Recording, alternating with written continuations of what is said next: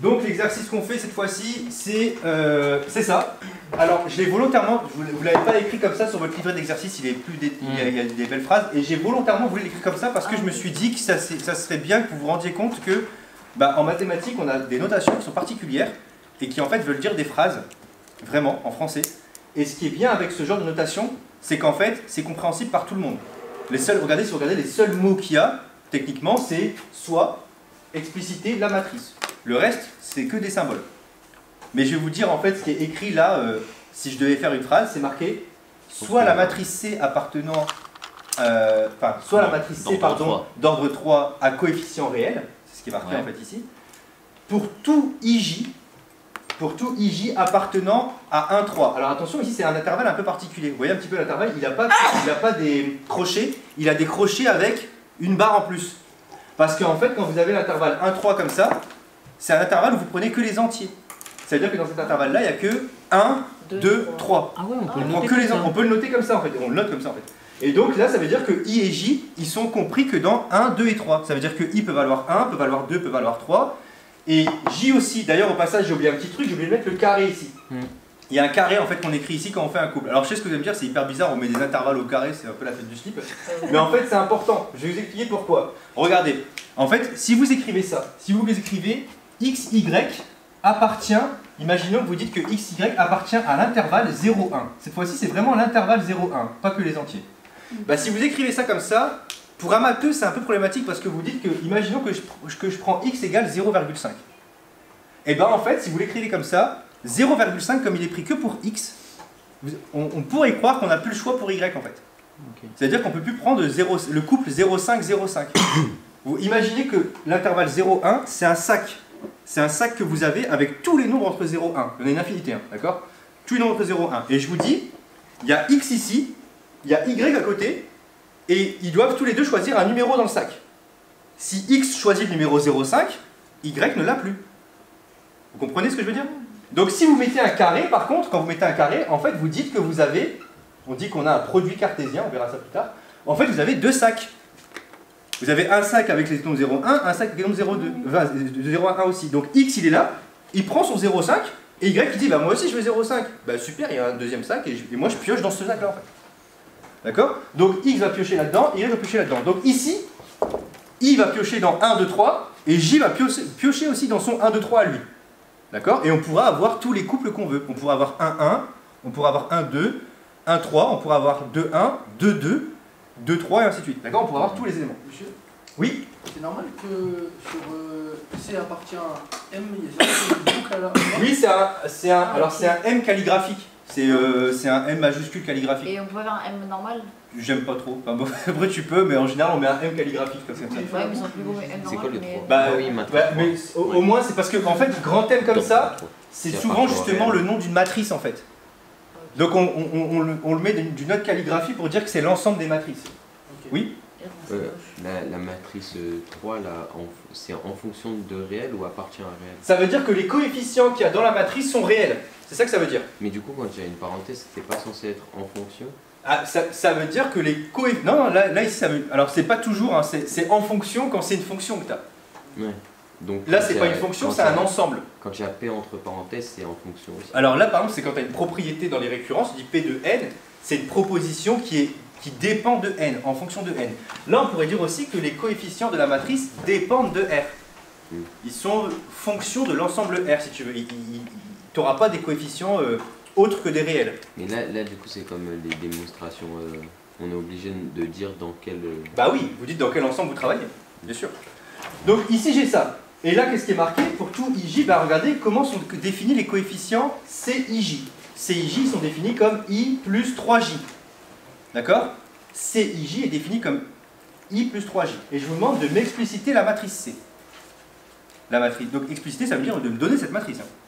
Je veux la tête de cette matrice. Déjà, vous savez quoi sur la matrice? Elle a quelle taille? Ouais. Elle est 3 sur 3. 3, 3. Ça va? T'as eu 3, 3. Donc je l'écris ici. Donc je vais le faire volontairement en grand en fait. Hop.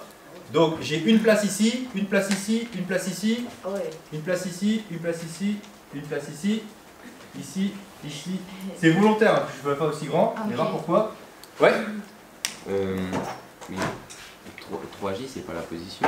C'est 3 fois J. C'est 3 fois J justement. Alors, c'est ça, c'est 3 fois J. Mais d'autres, et on va voir comment ça va nous servir cette opération-là. Ok. Le coefficient qui est là, c'est comment il s'appelle? Ce coefficient-là, si on a s'appelle là, le coefficient qui est là, c'est C'est I1. C11. Ah, c'est un. C11. Le coefficient qui est là, c'est C11. Comment je calcule C11? Comment je fais pour trouver le coefficient qui est là, C11? Ouais. 1 plus 3 fois 1. Exactement. C'est d'accord. la formule qui est là vous donne comment vous calculez votre coefficient CIJ. En remplaçant I et J par 1, vous allez avoir C11 et C11, c'est égal à 1 plus 3 fois 1. Donc ici, je vais mettre 1 plus 3 fois 1. Ça fait 4. Ça va? Bon, je verrai après, mais en tout cas, pour l'instant, je sais que c'est ça. Ça va, tout le monde? Et celui qui est là maintenant, c'est lequel?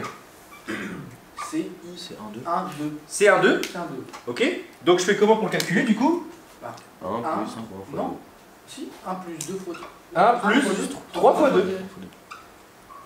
Ça va? Ah, parce qu'on est sur Bah c'est la C. colonne 1. Là, t'es parce que tu es sur la ligne 1, colonne 2. Donc C1, 2. Et toi, tu sais que tu as remplacé I par 1 du coup et J par 2. Tu regardes la formule et tu remplaces. Ça va? Donc celui-là du coup, c'est quoi? Attends, celui-là c'est quoi? 1 plus 3 fois 3. Alors, tu me dis d'abord c'est quoi le coefficient? C'est quoi? Ah, c'est 1, 3. C'est 1, 3. Et en haut, qu'est-ce que j'écris? 1 plus 3 fois 3. 1 plus 3 fois 3. Mais alors attends, je te lâche pas. Tu vas me donner celui-là. Bah là, c'est 2 fois 3. Alors attends, doucement.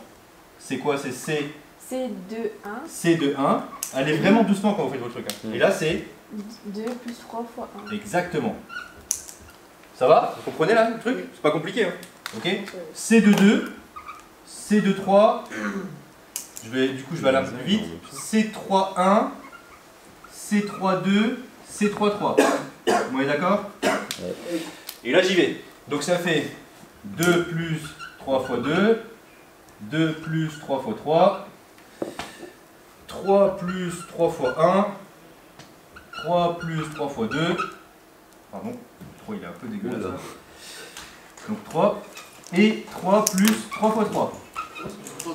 Ok? Bah vous avez votre matrice, c'est fini, tout est fait.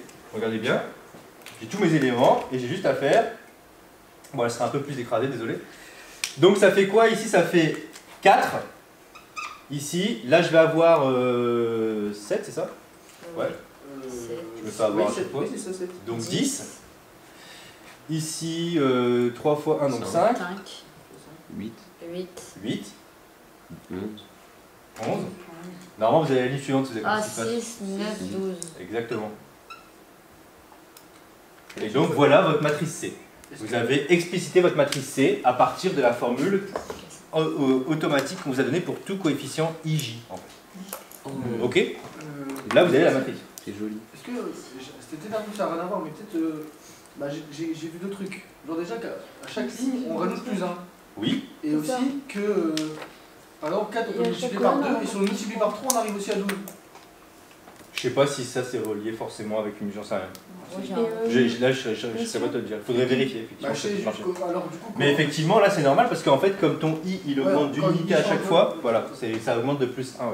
Ouais. Et de 4 à 7, on fait plus 3, 7 à 10, on fait plus 3, 5 à 8, 8 à 11, 6, 9, 9, 12. Là pour le coup c'est normal parce qu'en fait pour passer de cette ligne là à cette ligne là tu fais 3 fois la colonne. Donc en fait ici tu as 3 fois plus que là et là tu as 3 fois plus à chaque fois qu'avant. J'ai un tête. D'accord? Ouais. Il y a la diagonale aussi, c'est 4, 8 et 12. Oui c'est ce qu'il Et disait.